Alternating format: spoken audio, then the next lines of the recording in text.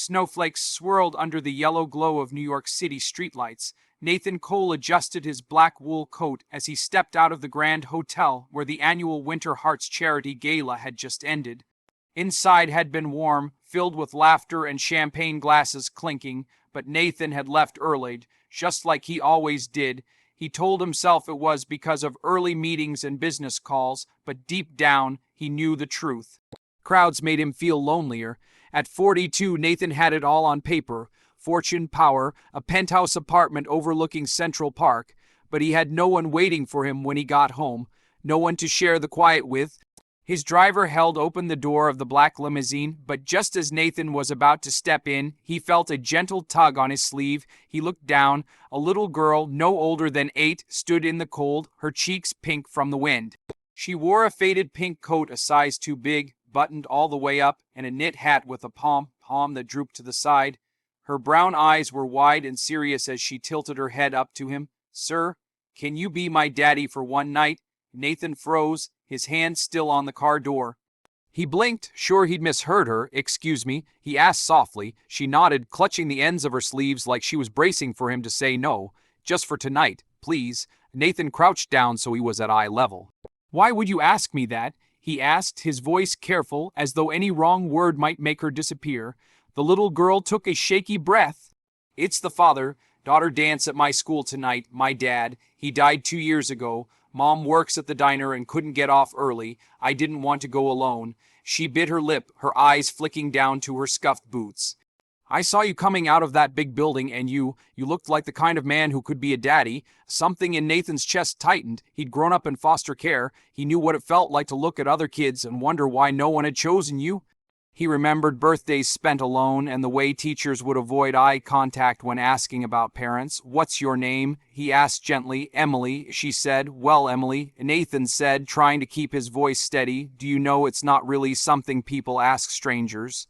Emily's cheeks flushed, but she nodded. "I know, but sometimes you have to ask or you'll never know if someone might say yes." Her words hit him like a quiet thunderclap. Nathan straightened, glancing at the waiting limousine. His life was structured, every hour scheduled.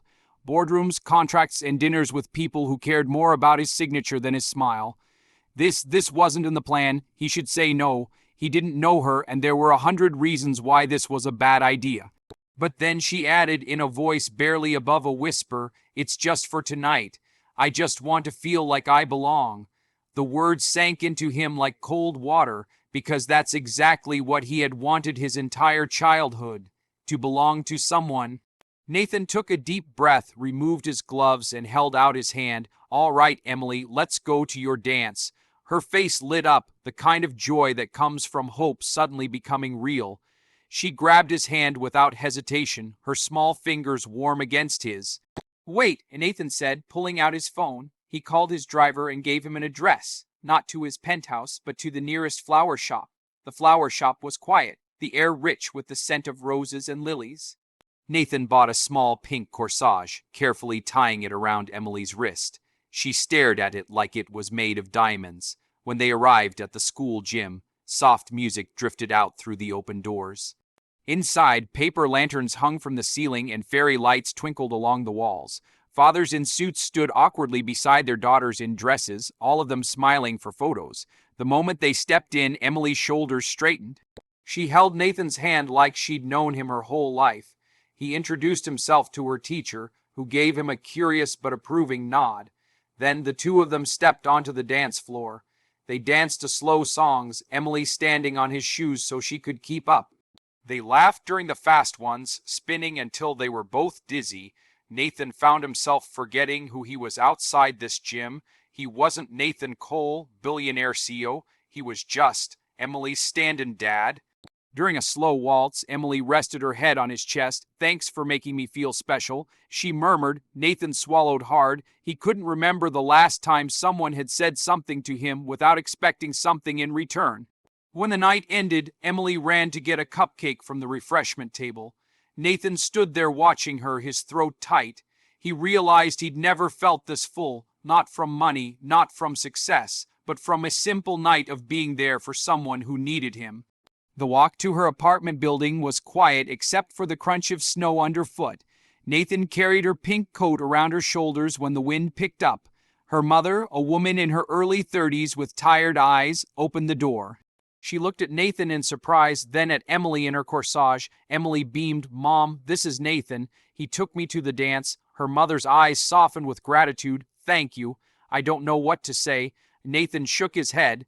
"You don't have to say anything. She's a wonderful girl."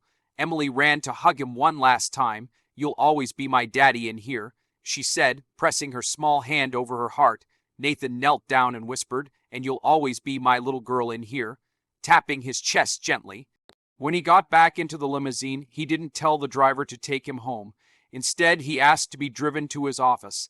That night, he stayed up drafting plans for a new foundation, one that would give fatherless children mentors, opportunities, and moments they'd never forget. The next morning, as snow blanketed the city, Nathan Cole looked out over the skyline and realized something profound. All the wealth in the world meant nothing if it wasn't used to fill the empty spaces in people's hearts. And for the first time in his life, his own heart felt full. Nathan Cole had walked into that winter night as a man surrounded by wealth yet starved of connection. One little girl's innocent request, "Can you be my daddy for one night?" shattered the walls he had spent years building. In giving Emily a single evening of belonging, he discovered the very thing he'd been missing all along, the joy of giving without expecting anything in return.